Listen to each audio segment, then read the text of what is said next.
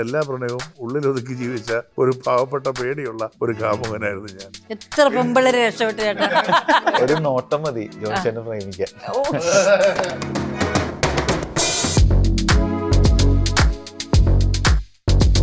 ഇതാണ് നിങ്ങളുടെയൊക്കെ പ്രശ്നം. നിങ്ങൾ എന്തിനാ എക്സ്പെക്ട് ചെയ്യാൻ പോകുന്നത്? ചിരി റിലേറ്റഡ് കാര്യങ്ങളിൽ ഏറ്റവും കൂടുതൽ ആളുകൾ കാണുന്ന ഒരു റിയാലിറ്റി ഷോന്റെ ഭാഗമായിട്ട് അതിൽ ജഡ്ജായിട്ട് ഇരിക്കുന്ന ആളാണ്. അതാ മെയിൻ. ഇതൊക്കെ ചുമ്മാ സൈഡ് ബിസിനസ്. ഈ കാണുന്ന ഈ ഇൻഡസ്ട്രി അങ്ങനെയാണ്. നമ്മൾ സക്സസ് ആയാലും ഫെയിലിയർ ആയാലും ഒരു സക്സസ് കിട്ടിയെന്ന് പറഞ്ഞാൽ നമുക്ക് എപ്പോഴും സക്സസ്ഫുൾ ആയിട്ട് ഇരിക്കണമെന്നില്ല. സിഗ്നേച്ചർ ഫിലിം ക്രിയേഷൻസിൻ്റെ ഫസ്റ്റ് ഫിലിമായിരുന്നു പ്രണയം. സിനിമ നമ്മളൊരു ബിസിനസ്സായിട്ട് അല്ലെങ്കിൽ അതാണ് നമ്മുടെ ജീവിതമാർഗം അങ്ങനെ ഇറങ്ങി തിരിച്ചവരല്ല. ജോൺചേട്ടൻ ഒരു മണിക്കൂർ സംസാരിച്ച് നമ്മളൊരു 10-15 വർഷം പൊട്ടിച്ചിരിക്കും. ഞങ്ങൾ അച്ഛനെയും ചിലപ്പോൾ ഇടാന്ന് കയറി വിളിക്കുന്ന ലൈനാ. ഗോളത്തിൻ്റെ ഗോളം പാർട്ട് 2 ഡെഫിനറ്റ്ലി ഉണ്ട്. നമുക്കറിയായിരുന്നു കൽബ് എന്ന് പറഞ്ഞ പടത്തിന് സ്പേസ് ഉണ്ട്, പക്ഷെ നമ്മൾ ചിലപ്പോൾ കുറച്ച് പേഷ്യൻ്റ് ആയിട്ട് വെയിറ്റ് ചെയ്യേണ്ടി വരും അത് കിട്ടുന്നവരെ. എന്നെ സംബന്ധിച്ച് എനിക്ക് കൂടുതൽ ചെയ്യാൻ ഈസി ഹ്യൂമറാണ്. എന്നോട് ചോദിച്ച ആളുകൾ മാത്രം ഞാൻ അടുത്ത് ഡയറക്റ്റ് ചെയ്യുന്ന സിനിമ കണ്ടാൽ ബാഹുബലിയിൽ കൂടുതൽ കളക്ഷൻ വരും. ഞാൻ തീർച്ചയായിട്ടും സംവിധാനം ചെയ്യും, ഉറപ്പായിട്ടും ചെയ്യും. അത് മൂസ 2 ആകാം.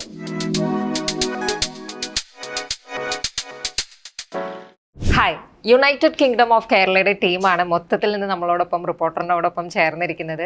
പ്രൊഡ്യൂസർ ആനി സജീവ് ഉണ്ട്, നായകൻ രഞ്ജിത്ത് സജീവ് ഉണ്ട്, നമ്മുടെ ഡയറക്ടർ അരുൺ വൈകയുണ്ട്, മഞ്ജു പിള്ളയുണ്ട്, ജോണി ചേട്ടനുണ്ട്. സ്വാഗതം. ഈ സിനിമയുടെ പേര് കേൾക്കുമ്പോൾ തന്നെ എനിക്ക് ഫസ്റ്റ് ക്വസ്റ്റ്യൻ ചോദിക്കാൻ തോന്നുന്നത്, എല്ലാവരും ഓരോരുത്തരായിട്ട് ആൻസർ ചെയ്താൽ നല്ലതാണ്. യുണൈറ്റഡ് കിങ്ഡം ഓഫ് കേരള എന്ന് പറയുമ്പോൾ അതിനകത്ത് കേരളത്തെക്കുറിച്ചിട്ടുള്ളൊരു എന്തോ ഒരു പ്രൈഡ് സ്വാഭാവികമായിട്ട് ആ പേരിലുണ്ട്. ഒപ്പം തന്നെ അതിനകത്തൊരു രസമുള്ള ഒരു എലമെൻറ്റും ഉണ്ട്. അപ്പം നിങ്ങൾക്ക് ഓരോരുത്തർക്കും നിങ്ങളുടെ നാടായിട്ടുള്ള ഈ കേരളത്തിനെ പറ്റിയിട്ട് ഏറ്റവും ഇഷ്ടപ്പെട്ട ഒരു കാര്യം എന്താണെന്ന് പറയാമോ? ഞാൻ ജനിച്ച നാടാണ്. ഓക്കെ, അത് തന്നെ ഏറ്റവും വലിയ കാര്യം. കേരളത്തിനെ പറ്റി ഏറ്റവും ഇഷ്ടപ്പെട്ട ഒരു കാര്യം ഫുഡ്. വെറൈറ്റി ഓഫ് ഫുഡ് ഉണ്ട്, ഡിഫറെൻ്റ് ആണ്. നമുക്ക് കേരളം എന്നുള്ളതല്ല, സൗത്ത് ഇന്ത്യയിലേക്ക് വരുമ്പോൾ തന്നെ ബ്രേക്ക്ഫാസ്റ്റ് തന്നെ നമുക്ക് എത്ര തരം ഫുഡാണല്ലേ. ദോശ, ഇഡ്ഡലി, അപ്പം, പുട്ട്, പൂരി, ചപ്പാത്തി, ഉപ്മ. അത് തന്നെ ദോശയിൽ തന്നെ റവയുണ്ട്, അടയുണ്ട്, ഗോതമ്പുണ്ട്, പൊടി ദോശയുണ്ട്, മസാല ദോശയുണ്ട്. എന്ത് വെറൈറ്റീസ് ഫുഡുകൾ. മാത്രമല്ല കപ്പ, മീൻ, കപ്പ, മുളക്, ഉണക്കമീൻ, പച്ചമീൻ. നമുക്കില്ലാത്ത ഫുഡില്ല ശരിക്കും. അത് ഞാൻ വെറുതെ ഒരു ഇതിൽ പറഞ്ഞാണ്, എങ്കിലും അത് തന്നെയാണ് നമ്മുടെ ഒരു സിഗ്നേച്ചർ പോയിന്റ് വന്നിരിക്കുന്നത്. പിന്നെ സാഹിത്യം പറയാനാണെങ്കിൽ നമുക്ക് പറയാം, മലകളുണ്ട്, പുഴയുണ്ട്, മറ്റുണ്ട്, നിഷ്കളങ്കരായ മനുഷ്യരുണ്ട് എന്നൊക്കെ നമുക്ക് പറയാം. കേരളം തന്നെയാണ് അല്ലേ. എന്തുകൊണ്ട് കേരളത്തെ ഇഷ്ടം? കേരളം ആയതുകൊണ്ടാണ്. എന്തായിരിക്കും ഡയറക്ടർക്ക് എന്താണ്? അല്ല, ഇപ്പൊ അതിൽ ഒരുപാട് പ്രത്യേകതകളുണ്ട്. പെട്ടെന്ന് വെച്ച് ഒരെണ്ണം പറയാൻ പറ്റില്ല. ഈ കേരളത്തിന് പുറത്ത് യാത്ര ചെയ്തിട്ട് നമ്മൾ ഇപ്പോൾ തമിഴ്നാട് അങ്ങനെ എല്ലായിടത്തും പോയിട്ട് തിരിച്ച് കേരളത്തിൽ വരുമ്പോൾ നമുക്ക് കിട്ടുന്നൊരു ഫീലുണ്ട്. ഇപ്പം നാടൊരു ഗ്രാമമാണ്. അവിടെ അമ്പലക്കുളത്തിലൊക്കെ പോയി കുളിച്ച് കഴിയുമ്പോൾ നമുക്ക് ഒരു 10 ദിവസമൊക്കെ പുറത്ത് നിന്നിട്ട് ഇവിടെ കിട്ടുമ്പോൾ ഒരു ഫീലുണ്ട്. ആ ഫീൽ എന്താണെന്ന് ചോദിച്ചാൽ ആ ഫീലാണ് എന്തായിരിക്കും? സത്യം പറഞ്ഞാൽ ഞാൻ ദുബായിലാണ് പഠിച്ചു വളർന്നത്. ഞാൻ എൻ്റെ ഒരു പാഷൻ പെർസ്യൂ ചെയ്യാൻ, ഒരു ആക്ടർ ആവാൻ വേണ്ടി ഇങ്ങോട്ട് വന്നത്. സോ എനിക്ക് തോന്നുന്നു അക്സെപ്റ്റൻസ് ആയിരിക്കും എനിക്ക് ശരിക്കും ഇഷ്ടം. ഞാൻ ഇവിടെ ജനിച്ചില്ലെങ്കിലും കേരളം എൻ്റെ നാട്, ഞാനൊരു മലയാളിയാണ്. സോ എനിക്ക് എളുപ്പം ഒരു അക്സെപ്റ്റൻസ് കിട്ടാൻ പറ്റി. ഒരിക്കലും ഒരു ഇവൻ ഇവിടുന്ന് പഠിച്ചു വളർന്ന ഇത് വന്നത് അങ്ങനെയൊന്നുമില്ല. എൻ്റെ ആദ്യ പടം മുതൽ എനിക്ക് അങ്ങനത്തെ ഒരു അക്സെപ്റ്റൻസ് കിട്ടാൻ തുടങ്ങി. അപ്പം എനിക്ക് ഒരു ആക്ടറായിട്ട് നമ്മുടെ ഇൻഡസ്ട്രി റെപ്രസെൻറ്റ് ചെയ്യണമെന്ന് എനിക്കൊരു തയ്യാറെടുപ്പ് വന്നു. സോ അത് എൻ്റെ ഒരു മോട്ടിവേഷൻ. ഞാൻ ഈ മലയാളം ഇൻഡസ്ട്രി തന്നെ നിന്ന് പഠനം ചെയ്യണമെന്ന് ഉള്ള ഒരു മോട്ടിവേഷൻ തരുന്നത്. എനിക്ക് കേരളത്തിലെ ഏറ്റവും എന്നെ ആകർഷിക്കുന്ന അതിൻ്റെ ഒരു പച്ചപ്പ്, അതിൻ്റെ സിംപ്ലിസിറ്റി, ആ മനുഷ്യരുടെ ആ ഒരു സിംപ്ലിസിറ്റി, അതാണ് എന്നെ കൂടുതലും കേരളം എന്ന് പറയുമ്പം എന്നെ അട്രാക്ട് ചെയ്യുന്നത്. പിന്നെ ഞാൻ ജനിച്ച സ്ഥലമാണ്. സോ ഡെഫിനറ്റ്ലി നമ്മുടെ മദർലാൻഡ് എന്ന് പറയുന്ന പോലെ it is A very special place. ഇപ്പം നമ്മൾ ഈ സിനിമയിലേക്ക് വരുമ്പോൾ ഇതിൻ്റെ ഒരു പാട്ടും അതിനകത്തുള്ള റൊമാൻറ്റിക് സോങ്ങിൽ കുറച്ച് സ്ഥലത്താണ് ജോണി ആൻ്റണി എന്ന് പറയുന്ന ഒരു വ്യക്തി വരുന്നത്. പക്ഷേ ഒരു എന്താ പറയുക, റൊമാൻറ്റിക് ഫീലുള്ള ഒരു ചിരിയൊക്കെ ഉണ്ട്. ഇങ്ങനെ ആൾക്കാരുടെ കൂട്ടത്തിൽ എന്തോ ഒരു സന്തോഷത്തിൽ നടന്നു വരുന്നു എന്നുള്ളത്. നമുക്കത് വളരെ കുറച്ച് സിനിമകളിലായിരിക്കും അങ്ങനെ ജോണി ചേട്ടനൊന്ന് ആ രീതിക്ക് റൊമാൻറ്റിക് മോഡിൽ റെപ്രസെൻറ്റ് ചെയ്ത് കിട്ടിയിട്ടുള്ളത്. അപ്പോൾ ആ സംഭവമൊക്കെ യൂഷ്വലി നമ്മൾ അഭിനയിച്ച് വരുന്ന ഒരു സാധനത്ത് നിന്ന് കുറച്ച് ഡിഫറെൻ്റ് ആണല്ലോ. അപ്പോൾ ഈ റൊമാൻറ്റിക് സാധനമൊക്കെ അഭിനയിക്കാനുള്ളൊരു ലൈക്ക് അതെങ്ങനെ ഉണ്ടായിരുന്നു എന്ന് അറിയാൻ ആഗ്രഹമുണ്ട്. ലൈക്ക് അത് പോർട്രേ ചെയ്യാൻ എളുപ്പമാണോ? എനിക്ക് തോന്നുന്നു എൻ്റെ ഞാൻ പറയാം, അനുരാഗം എന്നൊരു സിനിമ ഞാൻ ചെയ്തത്. യെസ്. അതിനകത്ത് വർഷങ്ങളായിട്ടുള്ളൊരു പ്രണയം ഇപ്പോഴും മനസ്സിൽ സൂക്ഷിച്ചുകൊണ്ട് നടക്കുന്ന ഒരു മധ്യവയസ്കനായിരുന്നു. അപ്പം ഇതിലെനിക്ക് ഒരു പ്രണയം ഉണ്ടായിരുന്നു, ഒരു പ്രണയം. ആ പ്രണയം പിന്നീട് അവരെ കാണുമ്പോൾ ഉണ്ടാകുന്ന ഒരു, നമുക്ക് കിട്ടിയില്ല അവരെ, ഞങ്ങൾക്ക് ഒന്നിക്കാൻ പറ്റിയില്ല എന്ന് പറയുമ്പോൾ ഉണ്ടാകുന്നൊരു, അവരെ പിന്നെ കണ്ടല്ലോ, ഒരു ആശ്വാസമുണ്ട്, ഒരു സന്തോഷമുണ്ട്, നമ്മുടെ ഒരു ഒരു എന്തൊക്കെ പറയാം, ഒരു സുഖമുള്ളൊരു എന്നാ പറയണ്ടേ, ഒരു ഒരു വികാരം എന്ന് പറയും. അപ്പോൾ അത് എനിക്കറിയാവുന്ന പോലെ ഞാൻ പ്രകടിപ്പിച്ചതേ ഉള്ളൂ. പിന്നെ അത് വളരെ നാച്ചുറലാണ്. എനിക്ക് തോന്നുന്നു ഞാൻ അങ്ങനെ തന്നെയാണ്. എനിക്ക് തോന്നുന്നു റൊമാൻറ്റിക് ആണോ ലൈഫിൽ? അല്ല, റൊമാൻറ്റിക് അല്ല. എന്നോട് പലരും പറയാറുണ്ട് ഒട്ടും റൊമാൻറ്റിക് അല്ലാതെ. ഞാൻ ഡയറക്ടറൊക്കെ ആയിരുന്ന കാലത്ത് എൻ്റെ ഹീറോസൊക്കെ പറയും ഒട്ടും റൊമാൻറ്റിക് അല്ല, പരുക്കനാന്നൊക്കെ പറയും. ഞാൻ പരുക്കൻ തന്നെയാണ്, സത്യമാണ്. എനിക്ക് ഒരുപാട് ഒലിപ്പിച്ചൊന്നും സംസാരിക്കാനൊന്നും. പക്ഷേ എൻ്റെ ഉള്ളിലൊരു ആർദ്രതയുണ്ടെന്ന് എനിക്ക് എപ്പോഴും തോന്നിയിട്ടുണ്ട്, ഒരു അലിവ്. നമുക്ക് പെട്ടെന്ന് ഞാൻ ഇമോഷണലാവും. അത് എന്നാ പറയുന്നത്, അത് പേരൻസിൻ്റെ കാര്യം പറഞ്ഞാലും മക്കളുടെ കാര്യം പറഞ്ഞാലും ഒക്കെ ഞാൻ ഇമോഷണലാവും. പക്ഷേ അതുപോലെ തന്നെയാണ് നമുക്ക് പ്രണയവും. പ്രണയിക്കാത്ത മനുഷ്യരില്ല. പിന്നെ എൻ്റെ പ്രണയങ്ങൾ കൂടുതലും എനിക്ക് അന്നത്തെ കാലത്തൊന്നും അങ്ങോട്ട് തുറന്നു പറയാനുള്ളൊരു ധൈര്യമില്ലായിരുന്നു. അപ്പോൾ അത് കാരണം എല്ലാ പ്രണയവും ഉള്ളിലൊതുക്കി ജീവിച്ച ഒരു പാവപ്പെട്ട പേടിയുള്ള ഒരു കാമുകനായിരുന്നു ഞാൻ. എൻ്റെ പിന്നെയുള്ള എൻ്റെ പ്രണയം ഉറപ്പേര് ജനുവരിയും ഏപ്രിലായിരുന്നു കല്യാണം ഷൈനിയായിട്ടുള്ളത്. ആ 4 മാസമായിരുന്നു എൻ്റെ പ്രണയം. അല്ലാതെ ഞാൻ അങ്ങനെ ഒരു പരസ്പര ലൈസൻസോടുകൂടി പ്രണയിക്കാനുള്ള ഒരു ഭാഗ്യം എനിക്ക് കിട്ടിയിട്ടില്ല. സിനിമയിൽ കിട്ടുന്നുണ്ടാവും. ഒരു നോട്ടം മതി ജോൺസനെ പ്രേമിക്കാൻ. സത്യം. കാര്യം ആ ഷോട്ട് എടുക്കുമ്പോൾ വെറുതെ ജോൺസേട്ടൻ ഇങ്ങനെ ആളെ കാണുന്നു, ഇങ്ങനെ നോക്കണം, ഇങ്ങനെയൊക്കെ പറഞ്ഞിട്ടുള്ളൂ. ഞാൻ ആ ഷോട്ട് കട്ട് ചെയ്തിട്ടില്ല. ആ സോങ്ങിലെ സീക്വൻസ് ജസ്റ്റ് നമുക്ക് ഒരു ചെറിയ ലുക്ക് മതിയായിരുന്നു. ഞാനത് കട്ട് ചെയ്യാണ്ട് ഞാൻ അപ്പം തന്നെ ഒരു മ്യൂസിക്കലി ജോണിച്ചേട്ടനെ കാണിച്ചു കൊടുത്തു. ഇതേ ഡയലോഗ് അന്ന് പറഞ്ഞു. കാര്യം നമ്മൾ ജോണിച്ചേട്ടൻ്റെ അടുത്ത് ഇങ്ങനെ പ്രേമം സാധനങ്ങളൊന്നും കേട്ടില്ല. എനിക്ക് എപ്പോഴും ചിരിക്കുക അല്ലെങ്കിൽ കൂടുതൽ വേറെ എന്തെങ്കിലും കാര്യങ്ങൾ സംസാരിക്കുള്ളൂ. അപ്പോൾ ജോണിച്ചേട്ടൻ അങ്ങനത്തെ ഒരു സാധനം ചെയ്യുമ്പോൾ എങ്ങനെയാണെന്ന് കൂടുതൽ അങ്ങനെയൊന്നും എക്സ്പെക്ട് ചെയ്തിട്ടില്ല. ഓക്കെ, ഒരു സാധനം പുള്ളി ഗംഭീര കാമുകനാന്ന് നോട്ടത്തിൽ മനസ്സിലായി. ഒരാന്തരം ഒരു ദാഹമൊക്കെ ഉണ്ടല്ലോ. അതെ അതെ.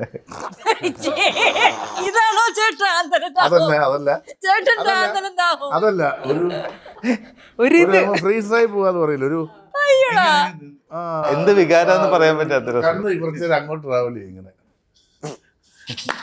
അതും 40 ഫ്രെയിംസ്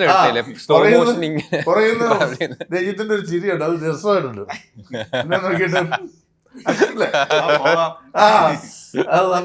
ഡയറക്ടർ ബ്രില്യൻസ്.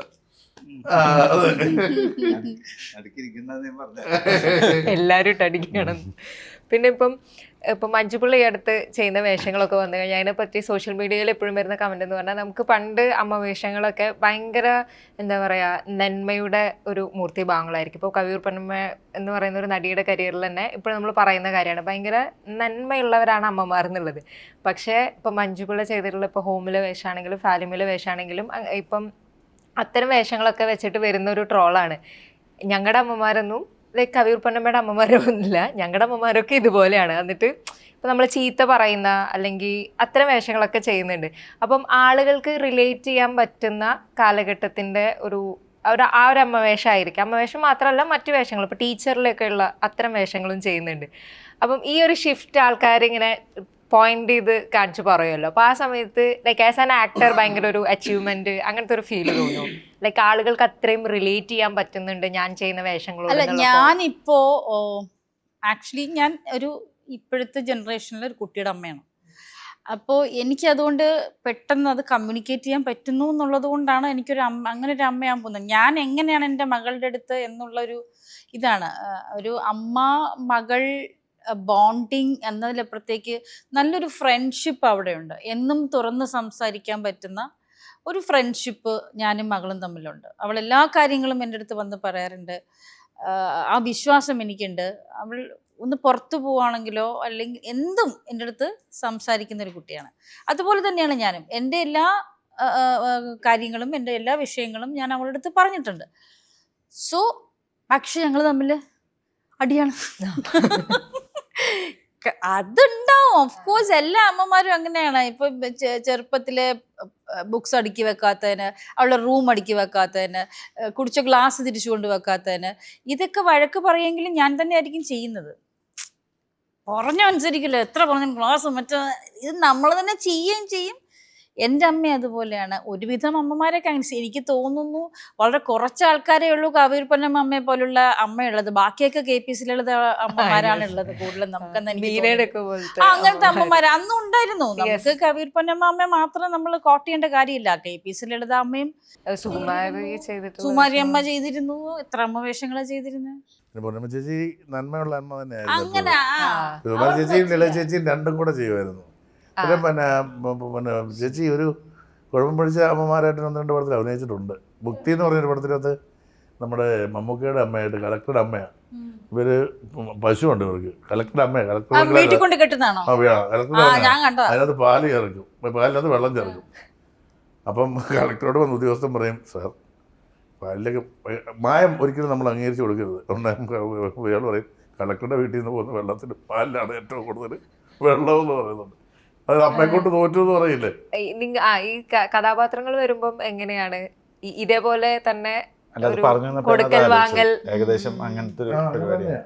എന്താണ് രഞ്ജിത്തിന് എന്താണ് ഐഡിയ? എങ്ങനെയുണ്ട്? അല്ല, കഥാപാത്രങ്ങൾ എന്ന് പറഞ്ഞാൽ ശരിക്കും ഇപ്പം ചിലപ്പോൾ നമുക്ക് നമ്മുടെ പേരൻസിന് വേണ്ടി ജീവിക്കുന്ന ഒരു അവസ്ഥ വരും. ചിലപ്പോൾ നമുക്ക് ചെയ്യേണ്ട ഒരു കാര്യം നമുക്കത് പുറത്ത് പറയാൻ കുറച്ച് ഒരു മടി വരും. കാരണം ഇപ്പം ഒരുപാട് കേസസ് ലക്ലി എൻ്റെ ലൈഫ് അങ്ങനെയാണ്. പക്ഷെ എന്നാലും ചിലപ്പം നമുക്ക് ഒരു ഡോക്ടർ ആവേണ്ട, ഒരു എഞ്ചിനീയർ ആവേണ്ട, പക്ഷെ അത് നമ്മുടെ ഒരു പേരൻസിൻ്റെ ഡ്രീമാണ് നമ്മൾ ഇതാക്കാൻ വേണ്ടി. സോ അവർക്ക് വേണ്ടി നമ്മൾ ഒന്ന് ചെയ്തിരിക്കും, കാരണം അവരെ സന്തോഷിപ്പിക്കാൻ വേണ്ടി. പക്ഷെ നമ്മുടെ സ്വപ്നങ്ങൾ നമ്മൾ ആ സമയത്ത് മറന്നു പോകും, സാക്രിഫൈസ് ചെയ്യുക. സോ എനിക്ക് തോന്നുന്നു ഇവരുടെ ഒരു റിലേഷൻ എന്ന് പറഞ്ഞാൽ ഒരുപാട് സ്നേഹമുണ്ട്. രണ്ടുപേരും ഭയങ്കര സ്നേഹമുള്ള വ്യക്തികളാണ്. പക്ഷെ എന്നാലും ഈ ഒരുപാട് കാര്യങ്ങൾ അടക്കി പിടിച്ചിരിക്കുന്ന ഒരു ക്യാരക്ടർ എൻ്റെത്. കാരണം അപ്പൻ്റെ ഇഷ്ടത്തിന് വേണ്ടി ജീവിച്ചു പോകുന്ന ഒരു ക്യാരക്ടറാണ്. അപ്പം ആ ഡൈനാമിക് എക്സ്പ്ലോർ ചെയ്യുന്നുണ്ട് ഈ പടം. എനിക്ക് തോന്നുന്നു അതൊരു സെൻട്രൽ തീമാണ് ഇതിൽ എക്സ്പ്ലോർ ചെയ്യുന്നത് ത്രൂ ഔട്ട്. സോ അങ്ങനത്തെ ഒരു റിലേഷൻഷിപ്പാണ്. ഇപ്പോൾ ഈ സിനിമയുടെ പ്രൊഡക്ഷനിൽ വരുമ്പോൾ ഫ്രേഗ്രന്റ് നേച്ചറിൻ്റെ ഫസ്റ്റ് മൂവി തോന്നുന്നത് പ്രണയം എന്ന് പറയുന്ന ഒരു സിനിമയായിട്ടാണ് വന്നത്. അത് മലയാളത്തിലെ one of the best movies ആയിട്ട് ഇപ്പോഴും സെലിബ്രേറ്റ് ചെയ്യുന്ന ഒരു പടമാണ്. എസ്പെഷ്യലി അതിൻ്റെ തീം അത്രയും ഡിഫറെൻ്റ് ആയിരുന്നു. അപ്പോൾ നമ്മളിപ്പം മോഹൻലാലിനെയും ജയപ്രദയെയും അനുപം ഖേറിനെയും ഒക്കെ അങ്ങനത്തെ ഒരു സമയത്ത് കാണുക, എസ്പെഷ്യലി ഇത്രയും കോംപ്ലിക്കേറ്റഡ് ഒരു ലവ് സ്റ്റോറി ആ ഒരു ഏജ് ഗ്രൂപ്പിലുള്ള ആളുകളുടെ കാണുക, അത് നമുക്ക് റെസനേറ്റ് ചെയ്യാന്ന് പറയുന്നത്. അപ്പോൾ തീമിൽ ഡിഫറെൻ്റ് ആയിരുന്നു. പിന്നീട് ഒരു ഗ്യാപ്പിന് ശേഷം വരുന്ന മറ്റെല്ലാ സിനിമകളിലും, ഇപ്പോൾ ഗോളായിക്കോട്ടെ, ഇപ്പോൾ വരുന്ന ഇപ്പം ഈ പടം ആയിക്കോട്ടെ, അല്ലെങ്കിൽ വരാൻ പോകുന്ന ഹാഫ് ആയിക്കോട്ടെ, ഈ എല്ലാ സിനിമകളിലും ആ തീം ഭയങ്കര ഫ്രഷാണ്. അപ്പം ഫ്രേഗ്രന്റ് നേച്ചറിൻ്റെ ഒരു എന്താ പറയുക, ഇപ്പോൾ ഓരോ പ്രൊഡക്ഷൻ ഹൗസിനും സം കൈൻഡ് ഓഫ് ഒരു വിഷൻ ഉണ്ടാവുമല്ലോ. അപ്പം അതിനകത്ത് നിങ്ങളുടെ ഒരു പ്രധാന വിഷൻ എന്ന് പറയുന്നത് തീം ഡിഫറെൻ്റ് ആയിരിക്കണം, അതിനകത്തൊരു ഫ്രഷ്നെസ് ഉണ്ടായിരിക്കണം എന്നത് തന്നെയാണ്. ഫ്രേഗ്രന്റ് നേച്ചർ ഫിലിം ക്രിയേഷൻസിൻ്റെ ഫസ്റ്റ് ഫിലിമായിരുന്നു പ്രണയം, ബ്ലെസ്സിയുടെ. അപ്പം ഞങ്ങൾ ആസ് എ പ്രൊഡക്ഷൻ ഹൗസ് ഞങ്ങൾ എങ്ങനെ ഈ ഫിലിം പ്രൊഡക്ഷനിലോട്ട് വന്നെന്ന് പറഞ്ഞാൽ, ഞാനും എൻ്റെ ഹസ്ബൻഡ് സജീവും വെരി പാഷനേറ്റ് അബൌട്ട് ഫിലിംസ്. അപ്പം സിനിമ എന്ന് പറയുന്ന ഒരു കാര്യം ഞങ്ങളുടെ രണ്ടുപേരുടെയും ജീവിതത്തിൽ വലിയൊരു പാഷനേറ്റ് ഒരു എൻ്റർടൈൻമെൻറ്റ് മേഖലയിൽ സിനിമ എന്ന് പറഞ്ഞാൽ ഞങ്ങൾക്ക് വലിയ ഒരുമിച്ച് കാണാനും സിനിമയ്ക്ക് പോകാനും എല്ലാം ഇഷ്ടമുള്ള രണ്ടുപേരായിരുന്നു. അപ്പം ഞങ്ങൾ ദുബായിലാണ് ഞങ്ങളുടെ ബിസിനസ്സസ് എല്ലാം സെറ്റ് ചെയ്തുകൊണ്ടിരുന്ന സമയത്ത്, ആ സമയത്ത് നമുക്കൊരു തിരക്ക് ടു സെറ്റ് ചെയ്തുകൊണ്ടിരിക്കുന്ന ആ ബിസിനസ്സസിനെ സെറ്റാക്കാൻ. അപ്പം ഞങ്ങൾ രണ്ടും കൂടെ തീരുമാനിച്ചായിരുന്നു, ഒരു സമയം വരും നമുക്ക് കുറച്ച് സാവകാശം കിട്ടും, അപ്പം നമുക്കൊരു പ്രൊഡക്ഷൻ ഹൗസ് സ്റ്റാർട്ട് ചെയ്യണമെന്ന്. അങ്ങനെ 2009 നമ്മുടെ production house fragrant nature film creations production house start ചെയ്യുന്നത്. ബ്ലെസ്സിയുമായിട്ട് നമ്മൾ സിനിമയെപ്പറ്റി ഡിസ്കസ് ചെയ്യുന്നത്.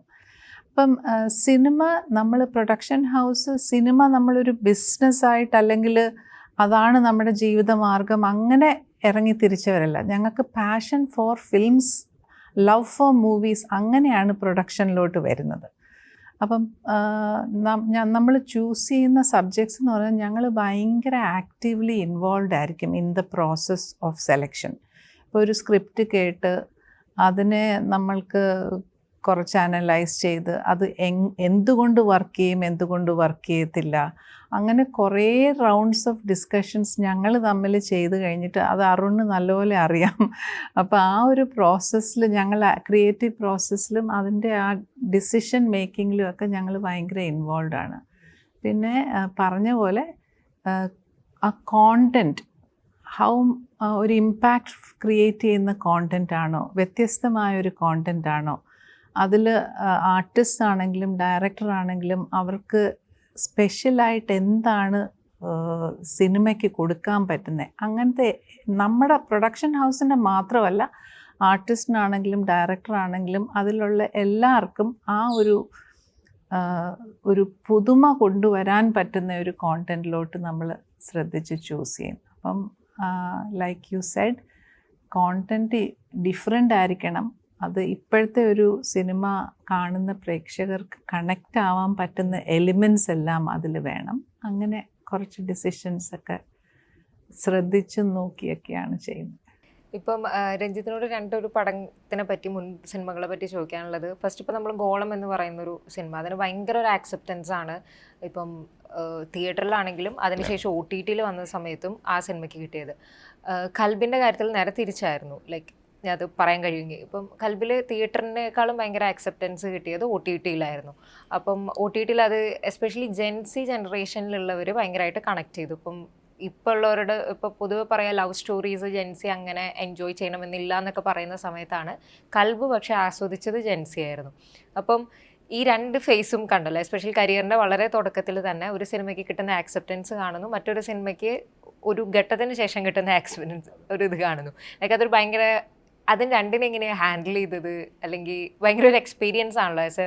ഡെഫിനറ്റ്ലി ഞാനും ഒരു ഹ്യൂമൻ ബീങ്, എനിക്കും വിഷമങ്ങൾ ഉണ്ടാവാറുണ്ട്, സങ്കടം ഉണ്ടാവാറുണ്ട്, ഹാപ്പിനെസ് ഉണ്ടാവാറുണ്ട്.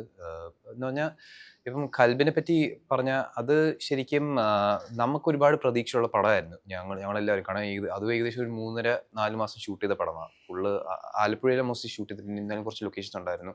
എനിക്കൊരു ഇഞ്ചറി സംഭവിച്ചായിരുന്നു ആ സമയത്ത്. പിന്നെ നമ്മൾ സ്കെഡ്യൂൾ ബ്രേക്ക് ചെയ്തിട്ട് പിന്നെയും വരണം. സോ നമ്മളെല്ലാവരും ഒരുപാട് പ്രതീക്ഷയോടെ റിലീസ് ചെയ്തു. പിന്നെ എനിക്ക് നമ്മൾ റിലീസ് ചെയ്യുന്ന അത് സമയത്തിനാണോ കാലാവസ്ഥയാണോ എനിക്ക് ഒരുപാട് ആൾക്കാരുടെ അടുത്ത് ആ പടം എത്താൻ പറ്റിയില്ല. അത് എനിക്ക് മാർക്കറ്റിംഗ് കുറവാണെന്നോ അതോ വേറെ ഒരുപാട് സിറ്റുവേഷൻ നമ്മൾ മുങ്ങിപ്പോയോ വേറെ പടങ്ങളുടെ ഇടയിൽ നിന്ന് പറയാൻ പറ്റത്തില്ല. പക്ഷേ നമുക്കറിയായിരുന്നു കൽബ് എന്ന് പറഞ്ഞ പടത്തിന് സ്പേസ് ഉണ്ട്. പക്ഷെ നമ്മൾ ചിലപ്പം കുറച്ച് പേഷ്യൻ്റായിട്ട് വെയിറ്റ് ചെയ്യേണ്ടി വരും അത് കിട്ടുന്നവരെ. സോ ഡെഫിനറ്റ്ലി എല്ലാവരും തളർന്നിരിക്കുമായിരുന്നു. പക്ഷെ എന്നാലും ഞങ്ങൾ ഹോപ്പ്ഫുൾ ആയിട്ട് ഇരിക്കുമായിരുന്നു ഇതിനൊരു സ്പേസ് കിട്ടി ഇത് വിജയിക്കുമെന്ന്. അപ്പോഴത്തേക്ക് ആ സമയത്ത് OTT വന്നിട്ട് നമ്മൾ പ്രതീക്ഷിക്കാത്ത രീതിയിൽ അത് ടേക്ക് ഓഫ് ചെയ്തത്. ഗോളത്തിനെ പറ്റി പറഞ്ഞാൽ അത് ശരിക്കും അത് തിയേറ്ററിലും സ്വീകരണം കിട്ടി, പിന്നെ OTT വന്നപ്പോഴും സ്വീകരണം കിട്ടി. സോ പിന്നെ എനിക്ക് തോന്നുന്നു എൻ്റെ ആദ്യപ്പടം മൈക്കും ഏകദേശം അങ്ങനെ തന്നെയായിരുന്നു. എനിക്ക് തോന്നുന്നു തിയേറ്ററിൽ അത്രയ്ക്ക് ഓടിയില്ലെങ്കിലും OTT കുറച്ചുകൂടെയും ഒരു റെക്കഗ്നിഷൻ കിട്ടിയത്. പക്ഷേ ഇപ്പം ഞാനൊരു artist, it's part of the process. കാരണം ഇപ്പം നമ്മളിങ്ങനെ തളർന്നു നിന്നാൽ നമ്മൾ മുന്നോട്ട് പോകണം. കാരണം ഈ ഇൻഡസ്ട്രി അങ്ങനെയാണ്. നമ്മൾ സക്സസ് ആയാലും ഫെയിലിയർ ആയാലും ഒരു സക്സസ് കിട്ടിയെന്ന് പറഞ്ഞാൽ നമുക്ക് എപ്പോഴും സക്സസ്ഫുൾ ആയിട്ട് ഇരിക്കണമെന്നില്ല. അത് ഭയങ്കര ഒരു ഗ്യാരണ്ടി നടക്കാത്ത ഒരു മേഖലയാണ് നമ്മളത്. സോ നമ്മൾ ഏറ്റവും ബെസ്റ്റ് ചെയ്യുക, നമ്മൾ പണിയെടുക്കുക, ആത്മാർത്ഥമായിട്ട് ഹാർഡ് വർക്ക് ചെയ്യുക, റിസൾട്ട് കിട്ടിയാൽ നമ്മൾ അത് സെലിബ്രേറ്റ് ചെയ്യുക, പിന്നെ അടുത്ത പ്രോജക്റ്റിലോട്ട് മൂവ് ഓൺ ചെയ്യുക. അങ്ങനത്തെ ഒരു മൈൻഡ് സെറ്റ് ഞാൻ ഇപ്പം ഡെവലപ്പ് ചെയ്തത് ഈ എക്സ്പീരിയൻസ് വെച്ച്, ഇത്രയും ലിമിറ്റഡ് എക്സ്പീരിയൻസ് വെച്ച് എല്ലാവരും ഇരിക്കും. ഇപ്പം ഈ സിനിമയിലേക്ക് വന്നു കഴിഞ്ഞാൽ തന്നെ ഇപ്പം ഇതിനകത്തുള്ള പാട്ടുകളുണ്ട്. അപ്പം ഇങ്ങനെ നമ്മൾ കുറച്ച് നാളായി ഇപ്പം നായകർ അങ്ങനെ ഡാൻസ് ഒക്കെ ചെയ്ത് ഒരു കോളേജിലെ കുറേ പേരുടെ കൂടെ ഡാൻസ് ഒക്കെ ചെയ്തിട്ടുള്ള അങ്ങനത്തെ ആ ഒരു മൂഡ് നമ്മൾ കണ്ടിട്ട് കുറച്ച് നാളുകളായി. അപ്പം എനിക്ക് ചോദിക്കാനുള്ളത് ആസ് എ ഡയറക്ടർ, അപ്പം ഈ നമ്മൾ മുൻപ് കണ്ട് പരിചയിച്ചിട്ടുള്ള അത്തരം ഡാൻസുകളുടെ എന്താ പറയുക ഒരു നൊസ്റ്റാൾജിയ എന്നുള്ളതാണോ അതോ എന്താ ഒരു ഫ്രഷ്നെസ് കൊടുക്കുക എന്നുള്ളതാണ്? എന്തായിരുന്നു ഡയറക്ടറുടെ മൈൻഡിലുണ്ടായിരുന്നത്? നമ്മൾ ഇപ്പോൾ ഈ സിനിമയിലൊരു കോണ്ടന്റിൻ്റെ കാര്യം ഞാൻ പറഞ്ഞല്ലോ, അങ്ങനത്തെ ഒരു സാധനം നമ്മൾ പറഞ്ഞു പോകുമ്പോൾ അതൊരു എൻ്റർടൈൻമെൻറ്റ്, ആൾക്കാർക്ക് എൻഗേജിങ് ആയിട്ടുള്ള രീതിയിൽ പറഞ്ഞു പോയില്ലെങ്കിൽ ഡോക്യുമെൻറ്റേഷൻ ഫീൽ ചെയ്യും. അതുപോലത്തെ നമ്മൾ അങ്ങനത്തെ ഒരു കാര്യമാണ് പറയുന്നത് സിനിമയിൽ. അപ്പോൾ അതുകൊണ്ട് ബോധപൂർവം തന്നെ അങ്ങനത്തെ എവിടെ ഇങ്ങനത്തെ ഒരു യൂത്ത് എന്ന് പറഞ്ഞാൽ അറിയാമല്ലോ, അവരെപ്പോഴും അടിച്ചു പൊളിക്കാൻ ആഗ്രഹിക്കുന്നത്. ഇതിലും അങ്ങനെ തന്നെയാണ്, അടിച്ചു പൊളിച്ച് കിടക്കുന്ന എല്ലാത്തിനോടും പ്രത്യേകിച്ച് ഉത്തരവാദിത്തങ്ങളൊന്നും നോക്കാത്ത കുറച്ച് ആൾക്കാർ. പക്ഷേ അവരുടെക്കുള്ളിൽ എന്തോ ഒരു ഫയർ ഉണ്ട്, അവരൊരു സ്ഥലത്തോട്ട് എത്തുക, അപ്പോൾ അവിടെ വേറെ കുറച്ച് കാര്യങ്ങൾ കണ്ടെത്തണം, അതൊരു സോഷ്യൽ റെലവൻ്റ് ആയിട്ടുള്ളൊരു കാര്യമെന്ന് അവർക്ക് തോന്നണം. ഇതൊക്കെയാണ് ഈ സിനിമയുടെ ഒരു റൂട്ട്. അപ്പോൾ അത് പക്ഷെ പറഞ്ഞു പോകുമ്പോൾ ഒരു അച്ഛൻ്റെയും മകൻ്റെയും ഒരു ഫാമിലി എന്നാണ് അവർ തമ്മിലുള്ളൊരു സ്നേഹബന്ധത്തിൽ നിന്ന് തുടങ്ങി പോകുന്നത്. അവരുടെ ഏറ്റവും വിശ്വസ്തയായ കൂട്ടുകാരിയാണ് ചേച്ചിയുടെ. അങ്ങനെ കുറച്ചൊരു ഫാമിലിയിൽ നിന്ന് പോണ കഥ. അവിടെ നമ്മളിപ്പോൾ പറഞ്ഞില്ല, ഇപ്പോഴത്തെ ജനറേഷൻ്റെ ഒരു ഇതുണ്ടല്ലോ, നല്ല സോങ്, നല്ല പാട്ട്, നല്ല ഡാൻസ്. അപ്പോൾ അങ്ങനെ തന്നെ ബോധപൂർവം പിടിച്ചാണ്. പിന്നെ ഫ്രഷ്നെസ് തന്നെയാണ് ഉദ്ദേശിച്ചത്. കരയിലെ കൊറിയോഗ്രാഫി നീ അടുത്ത് കുറച്ച് അത്രയും യൂത്തിൻ്റെ അതുപോലത്തെ ഒരു പാട്ട് ഡാൻസ് കുറച്ച് നാളായിട്ട് വന്നിട്ടില്ല. ഞാൻ രാജേഷായിട്ട് ഡിസ്കസ് ചെയ്തപ്പോൾ രാജേഷും പറഞ്ഞത് അങ്ങനെയാണ്, മ്യൂസിക് രാജേഷ് മുരുകേഷനാണ്. പക്ഷേ ഞാനതിൽ യൂസ് ചെയ്തേക്കുന്ന ഇൻസ്ട്രുമെൻറ്റിൽ അതിൻ്റെ ഒരു ബാക്ക്ഗ്രൗണ്ട് സ്കോർ നമ്മൾ ഈ പണ്ടത്തെ ഒരു പാടില്ല, മറ്റേ പാൻറ്റും ജീൻസും ഷർട്ടും അണിഞ്ഞ്. അപ്പോൾ ഞാൻ ആ സമയത്ത് പിന്നെ മൈക്കിൾ ജാക്സന്റെ ഒക്കെ ആ 70s ഉള്ള ചില സ്കോറുണ്ട്, ബീറ്റൊക്കെ. അപ്പോൾ ഞാൻ രാജേഷിൻ്റെ അടുത്ത് പറഞ്ഞു പുതിയ പാട്ടായിരിക്കണം, പക്ഷെ നമുക്ക് പഴയ ടൈപ്പിൻ്റെ ഒരു ചില ബീറ്റുകളുണ്ട്, അത് പാട്ട് രസമായ പാട്ട് ശ്രദ്ധിച്ചറിയാൻ പറ്റും, അതിൽ ചില ഒരു ഹുക്ക് സ്റ്റെപ്പിൻ്റെ മ്യൂസിക്കൊക്കെ. ഞാൻ അതാണ് ചെയ്യാൻ പറഞ്ഞത്. ഇതിലേക്ക് മഞ്ജുപിള്ളയുടെയും നിങ്ങളുടെയും ഇപ്പൊ എന്താണ് വിശ്വസ്തയായിട്ടുള്ള ഇവര് നിങ്ങളുടെ ബെസ്റ്റ് വിശ്വസ്തയായിട്ടുള്ള ആളെ തന്നെ വെക്കണം എന്നുണ്ടായി, അത് പറ്റിയില്ല. അല്ല, നിങ്ങളുടെ ഒരു കോമ്പിനേഷൻ സീൻസ് ഒരുപാടുണ്ട്. അപ്പൊ നമ്മൾക്കൊരു എക്സ്പെക്ടേഷൻ ഉണ്ടാവുമല്ലോ, നിങ്ങൾ ഒരു സിനിമയിൽ ഒരുമിച്ചിട്ട് വരുമ്പോ ഒരു ബാൻഡ്, ഒരു ഫ്രണ്ട്ലി ബാൻഡ് പ്രശ്നം. നിങ്ങൾ എന്തിനാ എക്സ്പെക്ട് ചെയ്യാൻ പോകുന്നത്? നിങ്ങൾ നല്ല വേഷങ്ങൾ ചെയ്ത് വെച്ച് എക്സ്പെക്ട് ചെയ്ത് കഴിയുമ്പോഴത്തേക്കും അല്ല, അറിയാനുള്ളൊരു കൗതുകം കൊണ്ടാണ്. അപ്പൊ എന്തെങ്കിലുമൊക്കെ ഒരു ഇല്ല, ഇത് ആക്ച്വലി ഇത് ഈ പറഞ്ഞ പോലെ തന്നെ ഫാമിലി എന്റർടൈനർ എന്നതിലുപരി ഫാമിലിയിൽ ഒന്നും കൂടി റിലേറ്റ് ചെയ്യാൻ പറ്റുന്ന കുറേ കാര്യങ്ങളുണ്ട്. കാരണം അച്ഛനും മകനുമാണ് ഇതിനകത്ത് മെയിൻ ക്യാരക്ടേഴ്സ് വരുന്നത്, അച്ഛനും മകനും തന്നെയാണ്. പിന്നെ ഇതിൽ സബ് എന്ന് പറയാൻ പറ്റില്ല, ഇവരെ കണക്ട് ചെയ്തിട്ട് കുറേ ഫാമിലി, കുറേ ക്യാരക്ടേഴ്സ് വരുന്നുണ്ട്. ഇപ്പോൾ ജോണി ചേട്ടൻ്റെ ക്യാരക്ടർ ഫ്ലാഷ് ബാക്കിലേക്ക് പോവുകയാണെങ്കിൽ ജോണി ചേട്ടന് കൂടുതലും ഗേൾ ഫ്രണ്ട്സ് ആയിരുന്നു ഉണ്ടായിരുന്നത്. അതിൽ ഒരു 3 പേര് അടുത്ത സുഹൃത്തുക്കളുണ്ടായിരുന്നു. അതിൽ ഒരാൾ കാമുകിയായിരുന്നു. പിന്നെ നേരത്തെ പറഞ്ഞ പോലെ ആ കാമുകിയെ കല്യാണം കഴിക്കാൻ പറ്റുന്നില്ല, അല്ലേ? മൊത്തം പറയുമെന്ന് വിചാരിച്ചു. ചേട്ടൻ പറഞ്ഞു അത് കാമുകിയെ കഴിക്കാൻ പറ്റുന്നില്ല, ഇത് അരുൺ നരേറ്റ് ചെയ്ത പോലെ അല്ലല്ല, കല്യാണം കഴിക്കാൻ പറ്റുന്നില്ല. പിന്നെ അത് കഴിയുമ്പോൾ എപ്പോഴും കൂടെ ഉണ്ടാകുന്ന, ഞാൻ എന്താ പറയാ, നമ്മൾ ഈ കൊനഷ്ടോതി കൊടുക്കത്തില്ലേ, നീ അങ്ങനെ പോണ്ട ഇങ്ങനെ പോയാൽ മതി എന്ന് പറയുന്ന, അങ്ങനെ എന്നാൽ വളരെ ക്ലോസ് ആയിട്ടുള്ള, വളരെ നന്മയുള്ള, വളരെ ക്ലോസ് ആയിട്ടുള്ള ഒരു ഫാമിലി, ഐ മീൻ ഫ്രണ്ട്സ് ആണ്. അത് പഴയ 10ാം ക്ലാസ്സുകാർ ഒരു കൂട്ടായ്മയുണ്ട്. ആ കൂട്ടായ്മയിൽ എല്ലാവരും രസമുള്ളവരാണ്, അവർ വല്ലപ്പോഴും കൂടും. ഈ സിനിമയിൽ ഭയങ്കര രസമുള്ളൊരു ഏരിയയാണ്. അതിലൊരാൾ ഇന്ദ്രൻ സേട്ടൻ പള്ളിയിലച്ഛനാണ്. ഞങ്ങളുടെ കൂട്ടത്തിൽ നിന്നൊരു പള്ളിയിലച്ഛനാണ് ആദ്യമായിട്ട്. അത്ര പിന്നെ ഞങ്ങൾ പഠിച്ചവരുടെ കൂട്ടത്തിൽ നിന്ന് അത്ര ഉയർന്ന നിലയിലെത്തിയ വേറെ ആരും ഇല്ലതാനും. അപ്പോൾ അച്ഛനമ്മമാരാകുമ്പോൾ അതിൻ്റെതായ ഇതുണ്ടല്ലോ, ഒരു അധികാര സ്വഭാവം ഉണ്ടാവും, അവർക്കൊരു അച്ചടക്കം ഉണ്ടാവും, അവർക്കൊരു ആ രീതിയിലുള്ള ബിഹേവിങ് ഉണ്ട്. പക്ഷേ ഞങ്ങൾ അച്ഛനെയും ചിലപ്പോൾ ഇടാന്ന് കയറി വിളിക്കുന്നല്ലേ, അത് ഭയങ്കര രസമായിട്ടുണ്ട്. ഞാൻ പറഞ്ഞില്ലേ അങ്ങനെ ഒരു. പിന്നെ എൻ്റെ കാസ്റ്റിംഗ് ഈ പറഞ്ഞത് നമ്മുടെ ഈ ഒരു കാസ്റ്റിംഗ് ഏരിയയൊക്കെ അരുൺ വളരെ രസകരമായിട്ട് ഉള്ള ആളുകളെയാണ്. ഇന്ദ്രൻ ചേട്ടൻ ആദ്യമായിട്ടാണ് പള്ളിയിലച്ഛൻ്റെ ക്യാരക്ടറാണ് ഈ അഭിനയ ജീവിതത്തിൽ ഇത്രയും വർഷമായിട്ട് ഫസ്റ്റ് ടൈമാണല്ലേ. പല ആൾക്കാരും പറഞ്ഞു കേട്ടിട്ടുണ്ട്, നമ്മളൊരു അറ്റയർ, ഒരു ക്യാരക്ടറിന്റെ അറ്റയറിലേക്ക് വരുന്നത് ഈ ആ ക്യാരക്ടറിന് ഉദ്ദേശിക്കുന്ന ഒരു എനർജി കൺവേ ചെയ്യാൻ ഭയങ്കര ഹെൽപ്പ് ചെയ്യുമെന്ന് പറഞ്ഞിട്ടുണ്ട്. അപ്പോൾ ടീച്ചർ എന്നുള്ള ആ ഒരു സിനിമയിൽ ആ ഒരു വേഷത്തിനും അതിൻ്റെ ഒരു മൊത്തം ലുക്ക് ഭയങ്കരമായിട്ട് ഹെൽപ്പ് ചെയ്തിട്ടുണ്ടോ, അല്ലെങ്കിൽ ലൈക്ക് എന്തെങ്കിലും ഒരു ടെക്നിക്ക് ഉണ്ടായിരുന്നു ഈ ഒരു ഫെമിനിൻ എനർജി ഭയങ്കര സ്ട്രോങ് ആയിട്ട് കാണിക്കാൻ? ഇല്ല, എൻ്റെ ലുക്ക് അട്ടയർ ഓഫ് കോഴ്സ് അതിനെ ഹെൽപ്പ് ചെയ്തിട്ടുണ്ട്. പ്ലസ് അതിൻ്റെ കൂടെ എൻ്റെ ഡയറക്ടർ വിവേകാണ് ആക്ച്വലി, ഞാനത് പല ഇൻ്റർവ്യൂവിലും പറഞ്ഞതാണ്, തോർത്ത് തരില്ല എന്നൊക്കെ പറഞ്ഞുള്ള സംഭവമുണ്ട്. അതായത് ബ്ലൗസും മുണ്ടും മാത്രമായിരുന്നു അതിലെ വേഷം. കാരണം അങ്ങനൊരു ക്യാരക്ടർ ജീവിച്ചിരുന്നിപ്പോൾ. ഇവർ ഭയങ്കര ഈ പറഞ്ഞ ഓറ അട്രാക്ഷനുള്ള സ്ത്രീയാണ്, പക്ഷെ ഇവർ ഭയങ്കര ബോൾഡാണ്. ഈ പറഞ്ഞുള്ളൊരു ലുക്ക് കൊടുത്താൽ അയാളുടെ കണ്ണ് താഴ്ത്തും, അങ്ങനത്തെ ഒരു ക്യാരക്ടറായിരുന്നു. അപ്പം ഞാൻ പറഞ്ഞു, എനിക്കൊരു കോൺഫിഡൻസ് ഇല്ലായിരുന്നു അങ്ങനെ ഒരു കോസ്റ്റ്യൂം ഇടാനായിട്ട്. അപ്പം ഞാൻ പറഞ്ഞു, എനിക്ക് ആക്ച്വലി കോൺഫിഡൻ്റ് അല്ല ഞാൻ, അതൊരു സെക്സി ലുക്കേ തരുള്ളൂ, അതിനപ്പുറത്തേക്ക് അതിന് വേറൊരു ഇത് തരുമെന്ന് എനിക്ക് തോന്നുന്നില്ല എന്ന് പറഞ്ഞു. പിന്നെ ഒരു തോർത്തും കാര്യങ്ങളൊക്കെ തന്നു. പിന്നെ എൻ്റെ ലുക്ക് വൈസ് മാറ്റിയിരുന്നു. അതിനകത്ത് ബീഡി വലിക്കുന്നുണ്ട് ക്യാരക്ടർ.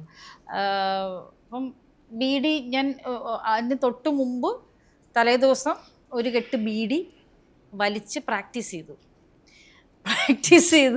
പിറ്റേ ദിവസം ഒരു 8 ബീഡിയോളം വലിച്ചു സീനിന് തൊട്ട് മുമ്പ്.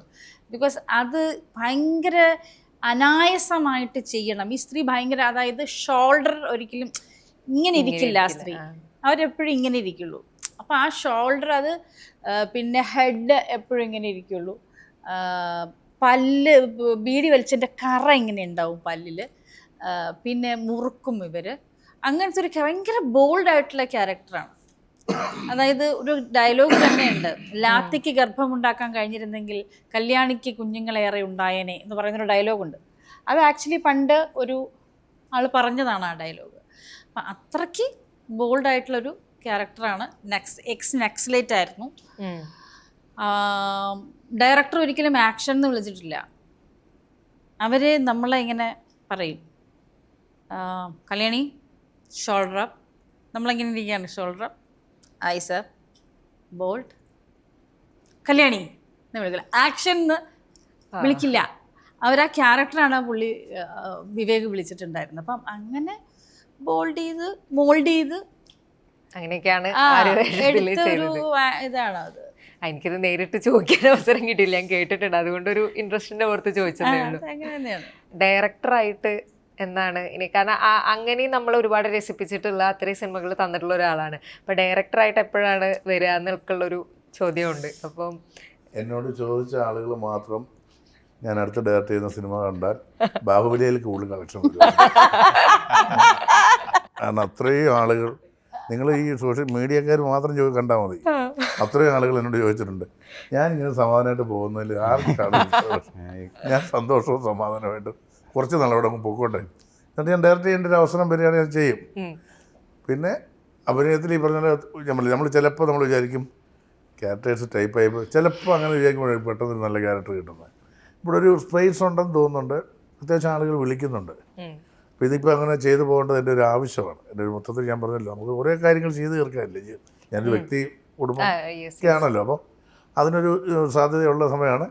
ഞാൻ തീർച്ചയായിട്ടും സംവിധാനം ചെയ്യും, ഉറപ്പായിട്ടും ചെയ്യും. അത് മൂസ 2 ആകാം, അല്ലാത്ത ഉറപ്പായിട്ടും അല്ലാത്ത സിനിമയാകാം. അപ്പോൾ തീർച്ചയായിട്ടും ഞാൻ ചെയ്യും. ഞാൻ അത് പക്ഷേ ആൾക്കാർ സംഭവിക്കേണ്ട സമയത്ത് സംഭവിക്കട്ടെ. ഈ ഗോളൻ 2-നെ പറ്റി നിങ്ങൾ രണ്ടുപേരും ഇരിക്കുന്നതുകൊണ്ട് ചോദിക്കുകയാണ്. അപ്പൊ സിനിമയിൽ ലാസ്റ്റ് അങ്ങനെ ഒരു സംഭവമൊക്കെ തന്നിട്ടാണല്ലോ. ഇപ്പൊ നമ്മൾ ഹാഫിലായിരുന്നു മൊത്തം ഫോക്കസ് ചെയ്യുന്നത്. പക്ഷെ അൺഫോർച്ചുനേറ്റ്ലി നമ്മുടെ ജി സാൽമന്റെ പോളിഷ് കാരണം അത് നമ്മൾ കുറച്ചൊന്ന് പാക്കപ്പ് ചെയ്യേണ്ടി വന്നു. ഇനി മൊത്തമായിട്ട് റീസ്കെഡ്യൂൾ ചെയ്തിട്ട് പിന്നെയും തുടങ്ങണം. ഗോളം പാർട്ട് 2 ഡെഫിനറ്റ്ലി ഉണ്ട്. പക്ഷേ അതൊരു മേ ബി 2026 ഒക്കെ ആകുമ്പം അതിനെപ്പറ്റി